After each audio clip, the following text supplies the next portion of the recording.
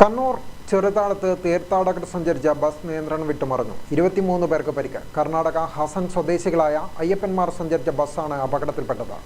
ആരുടെയും നില ഗുരുതരമല്ല. പരിക്കേറ്റവരെ പരിയാരം ഗവൺമെന്റ് മെഡിക്കൽ കോളേജിൽ പ്രവേശിപ്പിച്ചു.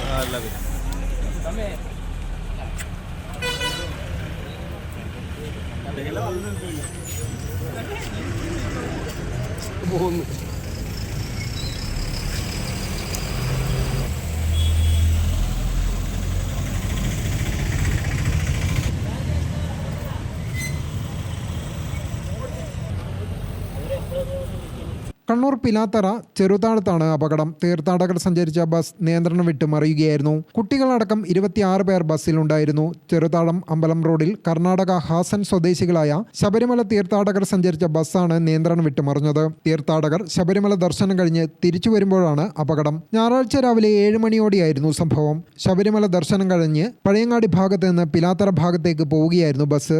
റോഡരികിലെ വൈദ്യുതി പോസ്റ്റ് ഇടിച്ചു തെറിപ്പിച്ച ശേഷം സമീപത്തെ പറമ്പിലേക്ക് ബസ് മറിയുകയായിരുന്നു. നാട്ടുകാരാണ് ആദ്യം ഓടിയെത്തിയത്. വിവരമറിഞ്ഞ് പോലീസും എത്തി. വാഹനത്തിന്റെ മുൻഭാഗം പൂർണ്ണമായും തകർന്നു. ഗ്രാമിക ന്യൂസ്, കണ്ണൂർ.